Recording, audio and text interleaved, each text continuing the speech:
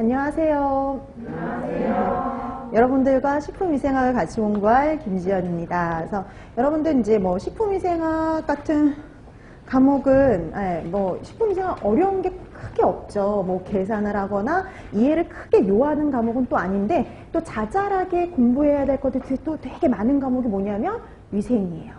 자, 그래서 여러분들이 뭐 이제 이론을 이제 3, 4, 5, 6 4개월 동안 탄탄히 다져두셨죠. 이제 그걸 토대로 해가지고 이제 문제를 하나씩 집을 짓듯이 문제를 하나씩 풀어가시면 되는데요.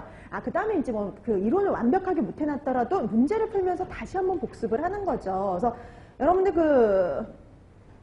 이론을 들을 적엔요, 복습을 그렇게 강조를 했어요. 복습을 꼭 하세요. 복습을 해서 본인 것으로 반드시 만드세요. 이렇게 그런 말을 많이 했는데요.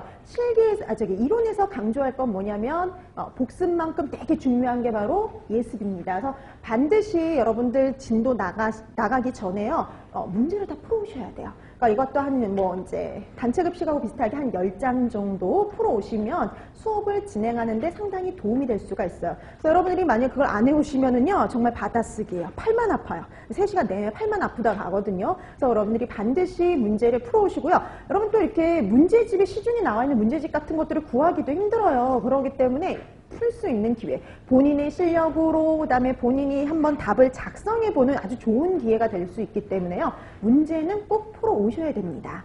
자, 그럼 문제는 그래서 예습은 반드시 해오시는 것은 기본. 그 예습을 하면서 근데 예습하기 전에 문제를 풀기 전에 너무 오래됐잖아요. 그래도 3, 4, 5, 6 이렇게 뭐 공부한 내용이 있긴 하지만 또 다시 보면 또 새롭잖아요. 그러니까 항상 이제 그 문제 푸시기 전에 한번 거기에 해당하는 내용들을 먼저 한번 쭉 읽으면서 복습을 하시고 머릿속에 한번 상기를 하시고 스스로 문제를 한번 풀어보시는 거죠. 되도록이면 책을 보지 말고 내가 책을 보지 않고 어느 정도까지 답을 작성할 수 있는지 그런 것들을 한번 여러분들의 능력을 파악하는 이렇게 그 시간을 좀 할애할 필요가 있어요. 그래서 내가 어디까지 알고 있고 내가 모르는 부분이 무엇인지를요, 문제 예습을 하면서, 문제풀이 예습을 하면서 본인의 실력을 파악하는 것도 필요하죠. 그러니까 여러분들이 본인의 실력을 파악을 해서 이제 적나라하게 드러나겠죠. 간단하게 쓰는 건 되는데 좀 길게 쓰는 건 안 된다. 이런 것들이 좀 부족하다. 그런 것들 파악하고 부족한 것들을 파악을 해서 채워 넣으면 되거든요. 그러니까 아직까지는 완벽하지 않지만 이 문제풀이를 통해서 완벽하게 여러분들이 완성을 해주실 필요가 있어요. 그래서 여러분들이 요 여름 기간 동안 여러분들이 얼마나 하느냐에 따라서 또 여러분들의 실력이 확 이렇게 또 늘어날 수 있는 좋은 기회니까요. 수업을 꼭 잘 활용해 주시면 좋겠고요. 그 다음에 오늘 또 프린트물 아마 다 받으셨을 거예요. 워밍업 프린트. 동영상 강의를 듣는 분들은 학습 게시판에 올려져 있으니까 출력하셔서 사용을 하시면 됩니다. 그러니까 동영상 강의를 들으시는 분들도 워밍업 프린트는 수업 시작 전에 항상 풀어두시면 되는 건데요. 이 워밍업 프린트는 이제 항상 그날 들어갈 내용, 그날 할 내용을 미리 점검하는 거예요. 그래서 우리가 모든 내용을 솔직히 이론에서 했던 모든 내용을 다 문제로 풀어보기에는 좀 힘이 들어요. 그래서 그런 데서 이제 좀 안 나왔던 그런 내용들을 워밍업 프린트를 통해서 기억을 한번 되살리고 그다음에 문제를 푸는 이런 식으로 수업이 진행이 되니까요. 여러분들이 수업 시간을 잘 좀 활용을 해주셨으면 좋을 것 같습니다. 그 다음에 여러분들도 뭐 식품위생이 어느 정도 나오는지는 다 알고 계시죠? 10% 정도가 뭐 80문제 10%면 뭐 8점 이 정도인데요. 간혹 얘는 10점까지도 나온 적은 있습니다. 그러니까 6점에서 10점 사이라고 생각하시면 되는데요. 왜냐?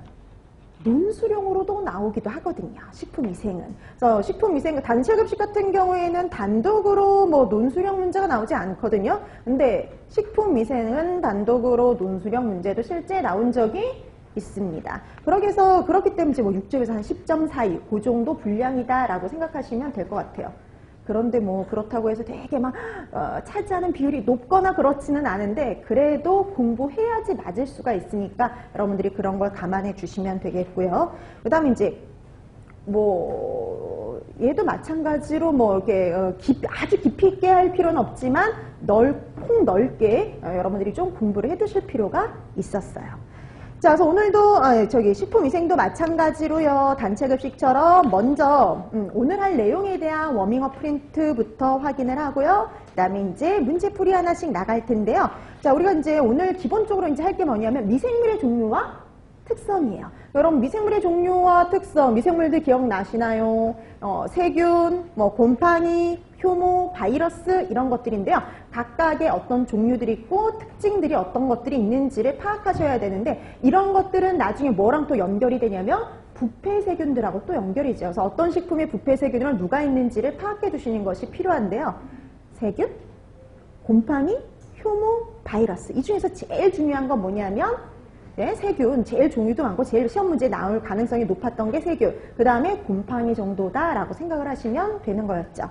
자, 그 다음에 이제 우리가 식품이 위생적인지 아닌지를 판가름하기 위해서 사용하는 것이 위생지표균인데요. 그럼 위생지표균에 대해서도 살펴봐 두셔야 되고요. 그 다음에 이런 미생물에 의해서 발생할 수 있는 부패, 초기 부패 판정법, 이런 부패를 방지하기 위한 보존법, 그 다음에 살균 소독법까지가 이 식품과 미생물 파트인데 오늘은 어디까지를 할 거냐면 그 소독법 중에서요 그 물리적인 소독법 많이 나가면 물리적인 소독법 그 정도까지 확인을 할 겁니다. 자, 그래서 오늘 워밍업 프린트를 통해서 그 관련된 내용들 한번 기억을 상기하자고요. 자, 1번부터 갑니다. 자, 일부 세균들이 외부 환경이 열악할 때 만들어내는 일종의 저항체입니다. 이걸 뭐라 그러냐면 포자 내지는 아포라는 단어를 쓰죠. 그러니까 우리가 항상 여러분들 구별하셔야 되는데 세균은 원래는 영양세포, 세포 상태로 존재하죠. 가장 일반적인 건 세포 상태로 존재해요.